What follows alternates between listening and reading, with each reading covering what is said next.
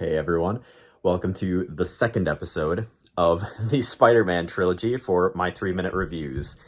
Today, obviously, I'm going to be talking about Spider-Man 2. Um, Honestly, as I said in the previous episode, I honestly liked Spider-Man 1 more than Spider-Man 2, and it might be because I went into Spider-Man 2 with really high expectations after seeing the first movie and really liking it. And hearing that Spider-Man 2 is better than Spider-Man 1 and having that shoved down my throat might have impaired my judgment on the movie a little bit. I didn't hate it by any means. Like, it was just, I preferred the first movie. Like, they're both awesome, but I preferred the first one.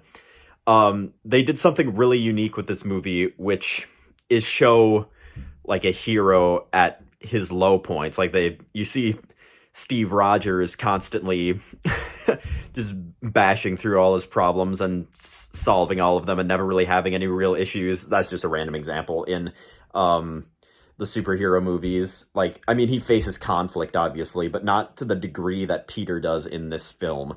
Like, he faces problems with needing to conceal his identity while still maintaining his regular life. Like, both the balance of being a hero on one side and being a regular person, which is something in a DC show they explored with Oliver Queen and Arrow, but Arrow went on a little too long to be good. But they kind of did that a little bit in Arrow.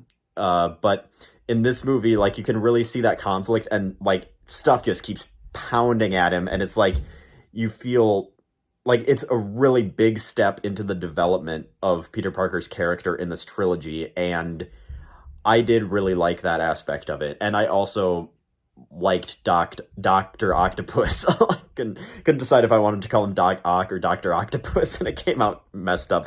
But I really like Doc Ock as a villain in this movie, and his turn right at the end, like, where Peter shows him that he's Peter Parker under the mask, and he gets the will to sacrifice himself to save everyone, was really cool. And that moment between Peter and MJ right at the end there, where she sees, like, she confirms that he's Spider-Man for the first time, is like one of the most rewarding things that I've seen in a movie.